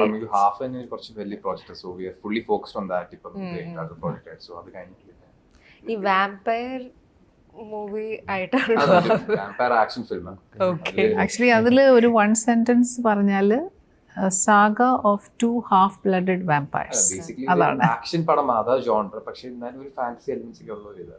അതെ. ഇറ്റ് ഈസ് ഭയങ്കര ഒരു അംബീഷ്യസ് പ്രോജക്റ്റാണ്. ആസ് എ പ്രൊഡക്ഷൻ ഹൗസ് എനിക്ക് പറയാൻ പറ്റും, എനിക്ക് തോന്നുന്നു ഇന്ത്യയിൽ അറ്റംപ്റ്റ് ചെയ്യാത്ത രീതിയിലുള്ള ഒരു ആക്ഷൻ ത്രില്ലറാണ്. അത്രയ്ക്ക് ഒത്തിരി എക്സ്പെക്റ്റേഷനും ആംബിഷനും ഉള്ള ഒരു പ്രോജക്റ്റാണ്. അപ്പോൾ അതിന് തടസ്സങ്ങളൊക്കെ ഉണ്ട്. മേ ബി ഏതോ നല്ലതിന് വേണ്ടിയാണ്. അപ്പം അത് കുറച്ചുകൂടെ ബെറ്റർ ആവാനും അത് കുറച്ചുകൂടെ പ്ലാൻ ചെയ്യാനും ഒക്കെ. ഇപ്പം ഉപചാരപൂർവ്വം ഗുണ്ടചേൻ എന്ന് പറയുന്ന ഒരു സിനിമയുണ്ട്. അപ്പം അതിനകത്ത് ഇങ്ങനെ ഒരു കൺഫൈൻ, എസ്പെഷ്യലി ആ ഒരു മാരേജ് റിലേറ്റഡ് ആ ഒരു സ്പേസിൽ നടക്കുന്ന കുറേ സംഭവങ്ങളാണ്. അപ്പം അതിനകത്ത് ഇങ്ങനെ കുറേ ക്യാരക്ടേഴ്സ് വന്ന് ഒരു കോമഡി വർക്കൗട്ട് ആവേണ്ട ഒക്കെ കാര്യങ്ങളുണ്ട്.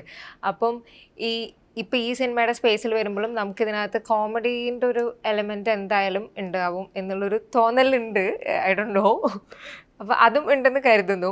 അപ്പം ആസ് എ ഡയറക്ടർ നമുക്ക് എല്ലാവരും പറയാറുള്ളതാണ് കോമഡി വർക്കൗട്ട് ചെയ്യിക്കുക, അല്ലെങ്കിൽ ഒരു തിയേറ്ററിലുള്ള ഭൂരിഭാഗം പേരെയും ചിരിപ്പിക്കുക എന്നൊക്കെ പറയുന്നത് ഭയങ്കര ഡിഫിക്കൽട്ട് ആയിട്ടുള്ള ഒരു ടാസ്ക് ആണെന്നുള്ളത്. പക്ഷെ അരുൺ വൈഗ അത് ഒരു തവണ അറ്റംപ്റ്റ് ചെയ്തു, അതിനൊക്കെ മുമ്പുള്ള സിനിമയിലും ഉണ്ടായിരുന്നു. ഇപ്പോൾ വീണ്ടും മേ ബി ഇതിൻ്റെയൊക്കെ ഒരു എലമെൻറ്റ് വരുന്ന രീതിക്ക് അറ്റംപ്റ്റ് ചെയ്യുന്നുണ്ട്. പക്ഷേ എന്താണ് അരുൺ വൈഗയ്ക്ക് ലൈക്ക് ഈ കോമഡിയിൽ അത് വർക്കൗട്ട് ചെയ്യുന്ന, അല്ലെങ്കിൽ ആളുകളെ എങ്ങനെയാണ് ചിരിപ്പിക്കാൻ കഴിയുക എന്നാണ് മനസ്സിലാക്കിയിട്ടുള്ളത്? ഏറ്റവും കൂടുതൽ ചിരിക്കാനാണ് എല്ലാവർക്കും ഇഷ്ടം. എല്ലാവർക്കും ഇഷ്ടമാണ്. ജോണി ചേട്ടനോട് ഞാൻ ഇത്രയും കമ്പനി ആകാൻ കാര്യം, ജോണി ചേട്ടൻ ഒരു മണിക്കൂർ സംസാരിച്ച് നമ്മളൊരു 10-15 വർഷം പൊട്ടിച്ചിരിപ്പിക്കും. അങ്ങനെയുള്ള ആൾക്കാർ. പിന്നെ എൻ്റെ നാട്ടിലൊക്കെ കുറേ ഫ്രണ്ട്സ് ഉണ്ട്, അത് ഭയങ്കര കളിയാക്കലാണ്. ഇപ്പോൾ ഈ പറഞ്ഞ പൊളിറ്റിക്കൽ കറക്റ്റ്നെസ് എന്നൊക്കെ പറഞ്ഞാൽ ഒക്കെ വിട്ടിട്ട് ഞങ്ങളുടെ ഇടയിൽ മാത്രമുള്ള ഓരോ തമാശകളുണ്ട്. അപ്പോൾ ഹ്യൂമറാണ് കൂടുതൽ ഇഷ്ടം. എന്നെ സംബന്ധിച്ച് എനിക്ക് കൂടുതൽ ചെയ്യാൻ ഈസി ഹ്യൂമറാണ്. ഗുണ്ടജേനായാലും നമ്മൾ അതുപോലത്തെ ഒരു സിറ്റുവേഷനും എപ്പോഴും സിറ്റുവേഷനിലാണ് ഹ്യൂമർ ഉണ്ടാവുന്നത്. അത്രയും നല്ല ആർട്ടിസ്റ്റുകളെ കൊണ്ട് നിർത്തി കൊടുത്തിട്ട് നമ്മൾ വേണ്ടത് അങ്ങ് കമ്മ്യൂണിക്കേറ്റ് ചെയ്താൽ മതി. അവർ നന്നായിട്ട് ചെയ്തു. അതാണ് ഗുണ്ടജേനിൽ കിട്ടിയത്. ഇപ്പൊ ഇവരെല്ലാരും ഇരിക്കാൻ സാധ്യത ചോദിക്കുന്നുണ്ട്. ഇപ്പൊ ഈ സിനിമയില് ഇല്ല അതാ ഞാൻ പറഞ്ഞു തന്നെ. ഇല്ല അങ്ങനെയല്ല. ഇപ്പൊ നിങ്ങൾ ഗുണ്ടജേന്റെ ഹ്യൂമർ വെച്ചിട്ട് ഇതിലിപ്പോ ചിലപ്പോൾ ജോണി ചേട്ടൻ ഒരു ഡയലോഗ് പറഞ്ഞാൽ ചിലപ്പോൾ ചിരിച്ചേക്കാം, അല്ലെങ്കിൽ ചില ഒരു ആക്ഷനിൽ ചിലപ്പോൾ ചിരിച്ചേക്കാം, ചില നിസ്സഹായ അവസ്ഥയിൽ ചില അങ്ങനെ ഒരു ഹ്യൂമർ കാറ്റഗറിയുള്ള സിനിമയല്ല ഇത്. എല്ലാം ഉണ്ട്, ഹ്യൂമർ വരും, ചില സ്ഥലത്തൊക്കെ ചെറുതായിട്ട് വരും. ഇത് ഗുണ്ടജേനുമായിട്ട് കമ്പയർ അല്ല അങ്ങനെ പറ്റുന്ന ഒരു ഇല്ല, സിനിമയല്ല. ഒരിക്കലും അങ്ങനത്തെ ഒരു സിനിമയല്ല. ഞാനതിന് ഹ്യൂമറിന് വേണ്ടിയിട്ട് ഞാൻ ഒരു സീക്വൻസ് പോലെ എഴുതിയിട്ടില്ല. ഇന്ന സ്ഥലത്ത് ഒരു ചിരി കിട്ടട്ടെ എന്ന് വിചാരിച്ചിട്ട് അവിടെ ഇങ്ങനെ ഒരു ഡയലോഗ് ഇടാം എന്ന ഒരു സാധനമില്ല. ഞങ്ങൾ ഷൂട്ട് ചെയ്യുന്ന സമയത്ത് ജോണിച്ചേട്ടൻ തോന്നി ജോണിച്ചേട്ടൻ പറഞ്ഞ കാര്യം, നമ്മൾ ഭയങ്കര വിഷമമുള്ള സീക്വൻസ് എടുത്താലും ആ സമയത്ത് അറിയാതെ ദേഷ്യത്തിൽ ചിലപ്പോൾ ഇയാൾ ഭയങ്കര ദേഷ്യത്തിലായിരിക്കും, അത് കേൾക്കുമ്പോൾ ആൾക്കാർക്ക് ചിലപ്പോൾ ഒരു ചിരി വന്ന പോലത്തെ അങ്ങനെ എന്തെങ്കിലും ഹ്യൂമറൊക്കെ കിട്ടിയാലും സീരിയസ് ആയിട്ടുള്ള സിനിമ ചെറിയ ചിരി വരുമ്പോൾ തിയേറ്ററിൽ നല്ല ചിരി കിട്ടും. ചിരി കിട്ടും. അങ്ങനത്തെ എന്തെങ്കിലും വന്നാൽ മാത്രം. അതിനകത്ത് ഈ പ്ലസന്റ് സീനുകളിലെല്ലാം ഒരു മന്ദഹാസമുണ്ട് കിട്ടും ഈ സിനിമയ്ക്ക്. പ്ലസന്റ് സീനിലെല്ലാം പൊട്ടിച്ചിരിയോ ചിരിയോ അല്ല, ഒരു അതായത് പ്ലസൻ്റായിട്ട് ആളുകൾ കാണുക എന്ന് പറയില്ലേ, അങ്ങനെ ഒരു സംഭവം ഈ സിനിമയ്ക്ക് കിട്ടും. ഫീലുള്ള സീനിൽ ആ ഫീലും കിട്ടും. പിന്നെ ഈ പറഞ്ഞ ചെറിയ ലൈറ്റർ ചിലപ്പം മഞ്ജുവിൻ്റെ ഭാഗത്തുനിന്നോ എൻ്റെ ഭാഗത്തുനിന്നോ ഇന്ദ്രണ്ണൻ്റെ ഭാഗത്തുനിന്നോ ഒക്കെ ഉണ്ടായിട്ടുള്ള ചെറിയ കുഞ്ഞു കുഞ്ഞു പരിപാടികൾക്ക് ഒരു ചിരി കിട്ടും. ആ ചിരി കുഞ്ഞു കുഞ്ഞു ഇടയ്ക്ക് വരുന്ന സാധനം മതി ഈ പടം നിലനിർത്തിക്കൊണ്ട് പോകാൻ. കാരണം ഇതിൻ്റെ കണ്ടൻറ്റ് അങ്ങനെയുള്ളവരായതുകൊണ്ട് അത് ശരിക്കും ഒരു കറക്റ്റ് ട്രീറ്റ്മെൻറ്റിലാണ് അതിൻ്റെ സിനിമ എക്സിക്യൂട്ട് ചെയ്തിരിക്കുന്നത്. ഇപ്പോൾ ഒരു പ്രൊഡ്യൂസർ പേര് പറയണില്ല, പുള്ളി വന്നിട്ട് പ്രിവ്യൂ കാണും. അപ്പോൾ നമ്മൾ ഒരിക്കലും വിചാരിക്കാത്തൊരു സ്ഥലമുണ്ട്. അത് ഷൂട്ട് ചെയ്യപ്പോൾ എനിക്ക് ഷൂട്ട് ചെയ്ത സമയത്ത് ചെറുതായിട്ട് ചിരി വന്നാൽ, പക്ഷേ പിന്നീട് എഡിറ്റ് നിന്നിട്ട് ഒരു മനുഷ്യനവിടെ ചിരിച്ചിട്ടില്ല. ഞാൻ ആ സീക്വൻസ് വിട്ടു. ആള് പ്രിവ്യൂ കണ്ട് ഇങ്ങനെ 3-4 പേരിക്കുമ്പോഴത്തേക്ക് ഒറ്റയടിക്ക് പൊട്ടി അങ്ങോട്ട് ചിരിച്ചു. ഇന്ദ്രൻസേറിനും ജോണിച്ചേറിനും നമ്മളൊരു കോമ്പിനേഷൻ. അപ്പോൾ ഞാൻ ഓക്കെ, അത് വർക്കായല്ലേ, അങ്ങനെയുണ്ട്. പക്ഷെ അതിന് മുന്നേ വേറെ ആരും ചിരിച്ചിട്ടില്ല. അപ്പോൾ ചില ആൾക്കാർക്ക് ചിലപ്പോൾ ചിരി തോന്നിയേക്കാം. ഞാൻ ഈ ചിരിയുടെ കാര്യം പറഞ്ഞതും കൂടെ ചോദിക്കുകയാണ്. ഇപ്പം നമ്മൾ ഈ ചിരി റിലേറ്റഡ് കാര്യങ്ങളിൽ ഏറ്റവും കൂടുതൽ ആളുകൾ കാണുന്ന ഒരു റിയാലിറ്റി ഷോന്റെ ഭാഗമായിട്ട് അതിൽ ജഡ്ജായിട്ട് ഇരിക്കുന്ന ആളാണ്. അപ്പോൾ അതിനകത്ത് അപ്പോൾ അതിനകത്ത് നമ്മൾ ലൈവായിട്ട് ആ സംഭവങ്ങൾ കാണുന്ന സമയത്ത് രണ്ട് രീതിക്കാണ്. ആസ് ജഡ്ജ് ഭയങ്കര രസമായിട്ട് ഇൻവോൾവ് ചെയ്യുന്ന, ജെനുവിനായിട്ട് എക്സ്പ്രസ് ചെയ്യുന്ന, ജെനുവിനായിട്ട് ചിരിക്കുന്ന ആളാണെന്ന് പൊതുവെ ആളുകൾ കമൻറ്റിലൊക്കെ മഞ്ജുപിള്ളയെ കുറിച്ചിട്ട് പറയുന്നുണ്ട്. അതേസമയം തന്നെ ചിലപ്പോൾ ആളുകൾക്ക് ചില കമൻറ്റുകൾ കാണാറുണ്ട്, ഇവർ നന്നായി ചിരിപ്പിച്ചു പക്ഷെ നിങ്ങൾ മാർക്ക് അത്രയും കൊടുത്തില്ല എന്നൊക്കെ പറഞ്ഞിട്ട് ചിലർ കമൻറ്റ് പറയും. അല്ലെങ്കിൽ ചിലർ മാർക്കില്ലല്ലോ, ലൈക്ക് നമ്മളെന്താ മറ്റേ ഇത് വെച്ചിട്ടാണല്ലോ ബസർ അമർത്തുന്നത്. അപ്പോൾ ഈ പക്ഷേ നമുക്ക് ചിലപ്പോൾ ചിരി തോന്നുന്ന സാധനങ്ങളായിരിക്കില്ല ആളുകൾക്ക് ഭയങ്കര ചിരി തോന്നുന്നത്, ഭയങ്കരയും അങ്ങനെ ഡിഫറൻസ് ഉണ്ടാവും. അപ്പോൾ അങ്ങനത്തെ വല്ല നമ്മൾ നന്നായി നമുക്ക് അത്ര ചിരി വരാത്ത സാധനങ്ങൾ പിന്നീട് ആളുകൾ ഭയങ്കര ഏറ്റെടുക്കുന്നതും അങ്ങനെയൊക്കെ കണ്ടിട്ടുണ്ടോ? ഇഷ്ടം പോലെ അതിൽ വരാറുണ്ട്. ഈ അതിൽ തന്നെ അന്ന തന്നെ പറഞ്ഞല്ലോ, അതായത് എനിക്ക് ചിരി വരുന്നത് അന്നയ്ക്ക് ചിരി വരില്ല, അന്ന ചിരിക്കാത്തത് ചിലപ്പോൾ ഞാൻ അല്ലേ ഭയങ്കരമായിട്ട് ചിരിക്കും. എനിക്ക് പിന്നെ അടുത്തൂടെ എന്ത് പോയാലും ഞാൻ പൊട്ടിച്ചിരിക്കുന്ന ഒരാളാണ്. അത് എൻ്റെ ഫീലിങ്സ് എന്തായാലും ഞാൻ കരച്ചിലാണെങ്കിലും ദേഷ്യമാണെങ്കിലും ചിരി എല്ലാം ഞാൻ ഹൈ ഇതിലാണ്, എക്സ്ട്രീമിലാണ് ഞാൻ ചെയ്യാറുള്ളൂ മിക്കതും. അപ്പോൾ അവിടെ വരുന്നതിൽ ഇപ്പം എനിക്ക് ചിരി വരുന്നത് ചിലപ്പോൾ നസീർക്കയ്ക്ക് ചിരി വരില്ല, നസീർക്കയ്ക്ക് ചിരി വരുന്നത് ചിലപ്പോൾ പിഷാരടിക്ക് ചിരി വരില്ല. അപ്പോൾ അതൊരു മനുഷ്യ ഹോർമോൺസ് വ്യത്യാസമില്ലേ, അങ്ങനെ ആയിരിക്കുമല്ലോ നമ്മളെപ്പോഴും ചെയ്യുന്നത്. ഞാൻ ചോദിക്കട്ടെ, ചില സിനിമകൾ എന്തുകൊണ്ട് ആൾക്കാർക്ക് ഇഷ്ടപ്പെടുന്നു, ചില ആൾക്കാർക്ക് ഇഷ്ടപ്പെടുന്നില്ല, അത്രയേ ഉള്ളൂ കാര്യം. അതിപ്പോൾ പുറത്തേക്ക് ഇറങ്ങുമ്പോൾ പ്രേക്ഷകര് മാക്സിമം നമ്മൾ പ്രേക്ഷകരെ എന്താ പറയുക സംതൃപ്തിയാക്കി ചെയ്യാൻ ശ്രമിക്കുന്നു. പക്ഷെ ചിലപ്പോൾ അത് പറ്റാറില്ല. അതെല്ലാപ്പോഴും നമുക്കത് വിജയമായിക്കൊള്ളണമെന്നില്ല, എല്ലാവരെയും നമുക്ക് ഒരുമിച്ച് ഇതാക്കാൻ പറ്റില്ലല്ലോ. നമ്മുടെ എൻ്റെ ഒരു ഭയങ്കര വെൽവിഷായിട്ടുള്ള ഒരു സുഹൃത്ത് ഒരു കമൻറ്റ് ഒരു സിനിമ കണ്ടിട്ട് പറഞ്ഞു, തിയേറ്റർ മുഴുവൻ ചിരിക്കുന്നുണ്ട്, എനിക്ക് ചിരിക്കാൻ തോന്നിയില്ല. ഭയങ്കര വെൽവിഷറുണ്ട്. അപ്പോൾ ഞാൻ അദ്ദേഹത്തോട് പറഞ്ഞു, നീ ഇമ്മീഡിയറ്റ് ഒരു സൈക്കാട്രിസ്റ്റിനെ കാണണം. കാരണം ഒരിക്കലും തിയേറ്റർ മുഴുവൻ തുടക്കം വരെ ചിരിച്ചിട്ട് ഇവൻ മാത്രം ചിരിക്കുന്നില്ലെങ്കിൽ അവന് ചിരിക്കാൻ പറ്റാത്ത എന്തോ രോഗമുണ്ട്. എൻ്റെ വലിയ വെൽവിഷറാണ്, എൻ്റെ വളർച്ചയിൽ വളരെയധികം സഹായിക്കുന്നതാണ്. അപ്പോൾ അത് ഞാൻ പറഞ്ഞിട്ട് കാര്യമില്ല, ഈ പറഞ്ഞ പോലെ അല്ലേ, ചില സാധനങ്ങൾ വർക്കാവും, ചിലർക്ക് വർക്കാവില്ല. ചിലപ്പോൾ നമ്മളിപ്പം നേരിട്ട് കാണുന്ന, ഇപ്പം ഞങ്ങൾ ഒരുപാട് ചിരിച്ചില്ലേ, ഞങ്ങൾ നേരിട്ട് കാണുന്ന ഒരു എഫെക്ഷൻ അല്ലെങ്കിൽ ആ ഒരു ഫീൽ ഉണ്ടല്ലോ, അത് നമ്മൾ എഡിറ്റ് ചെയ്ത് കട്ട് ചെയ്ത് മ്യൂസിക് കയറ്റി നമ്മൾ ടി വിയിൽ വന്നു കഴിയുമ്പോൾ ചിലർക്ക് ചിരി വരില്ല. അതുകൊണ്ട് സ്പോട്ടിൽ നമ്മൾ പെർഫോം ചെയ്യുമ്പോൾ ഗുണ്ടജയിൽ എനിക്ക് അങ്ങനെ കുറേ ഉണ്ട്. ഞാനിങ്ങനെ ഭയങ്കരമായിട്ട് പൊട്ടിച്ചിരി സീക്വൻസ് ഉണ്ട്, ഈ കോമഡി ആവശ്യമില്ല എന്ന് വിചാരിച്ച സീക്വൻസ് ഉണ്ട്. പക്ഷേ ഫൈനലി ചിലപ്പോൾ തിയേറ്ററിൽ വരുമ്പോൾ നമ്മൾ വിചാരിക്കാത്തതായിരിക്കും ചിരി വരുന്നത്. അത് ചെയ്യുന്നത് ചാനലിൽ ഇപ്പോൾ മഞ്ജുൻ്റെ പരിപാടിക്ക് ഞാനും പോയിട്ടുണ്ട്. ചില സ്കിറ്റ് കാണുമ്പോൾ നമുക്ക് അപ്പം ചിരിക്കാൻ തോന്നുകയില്ല, എങ്കിലും അത് ചിരിക്കുക എന്നുള്ളത് നമ്മൾ ചിലപ്പോൾ വിഷമിപ്പിക്കണമെന്ന് ഓർത്തിട്ട് മഞ്ജൊക്കെ ചിരിക്കുന്ന ചിരിയിരിക്കും ഞാൻ.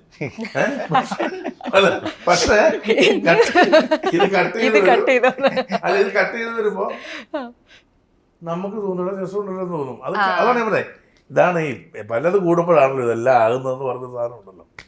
ഇപ്പം വേറൊരു കാര്യം ഇതിനകത്ത് ചോദിക്കാനുള്ളത്, ഇപ്പോൾ മമ്മൂട്ടി തീരെ റൊമാൻസും ഡാൻസും അധികം അങ്ങനെ ചെയ്യില്ല എന്നൊക്കെ പറഞ്ഞ ഒരു സംഭവം ഉണ്ടായിരുന്നു. പക്ഷെ ഇത് രണ്ടും കൂടി ചെയ്യിപ്പിച്ചെടുത്ത സംവിധായകനാണ് ജോണി ആന്റണി എന്നാണ് മറ്റേ താപ്പനയില മറ്റേ പാട്ടില് അപ്പോൾ അതിനകത്തുള്ള ഒരു പാട്ടിലെ സീനിലും ഒക്കെ പറയുന്നത്. അപ്പൊ അത്തരം കമന്റ്സ് കാണാറുണ്ടോ?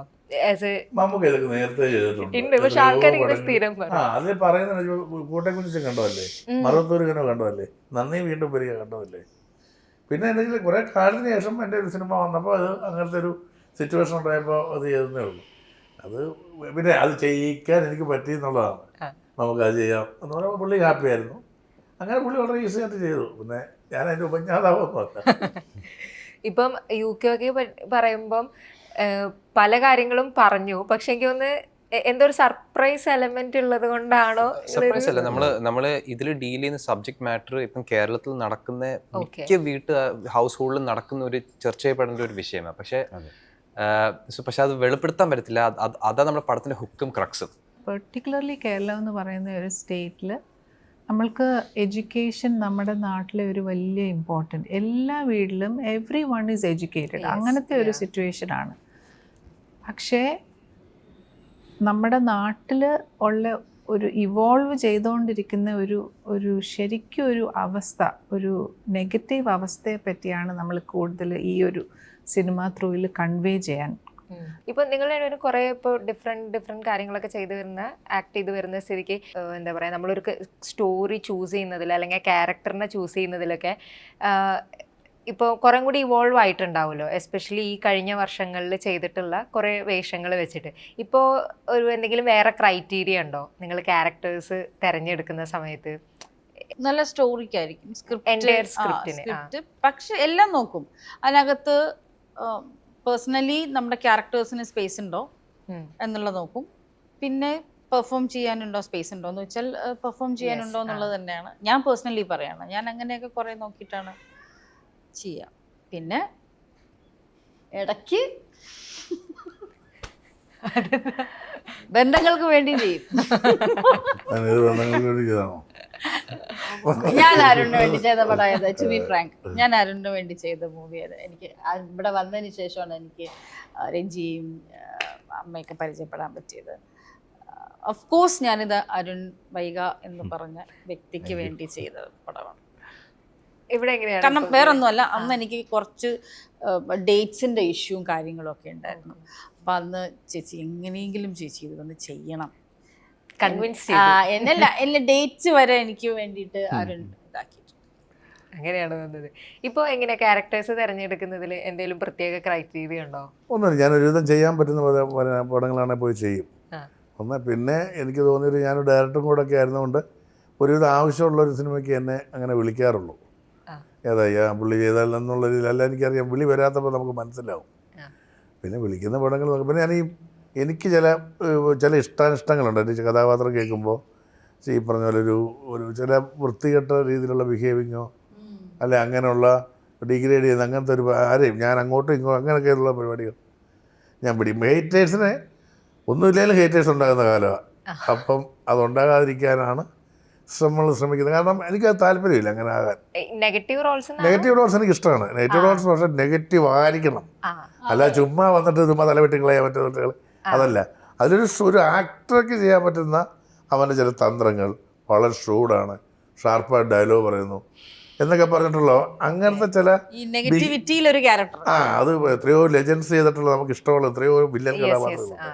അത്തരം വേഷങ്ങൾ ഞാൻ തീർച്ചയായിട്ടും ഒരു ചലഞ്ചായിട്ട് എടുക്കണമെന്ന് ആഗ്രഹമുണ്ട്. ഇപ്പം നമ്മുടെ ഹോമിൻ്റെ ഡയറക്ടർ റോജിൻ അടുത്ത സിനിമയിൽ എന്നോട് ഞാൻ വേറെ വില്ലൻ ചെയ്ത് കേട്ടാൽ നമുക്കൊരു വില്ലൻ സേഫായിട്ടുണ്ടെന്ന് പറഞ്ഞു.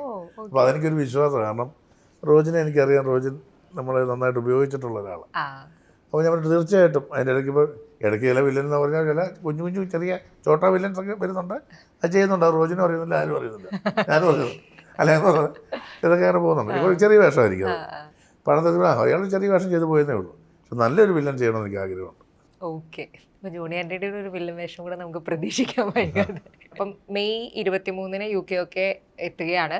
അപ്പോൾ ഈ പറഞ്ഞതുപോലെ കേരളത്തിലെ ഡിഫറെൻറ്റ് സെക്ടേഴ്സിൽ ചർച്ചയാവുന്ന ഒരുപാട് പ്രേക്ഷകർക്ക് ഇഷ്ടപ്പെടുന്ന ഒരു സിനിമയായിട്ട് മാറട്ടെ. അപ്പോൾ thank you so much. Thank you.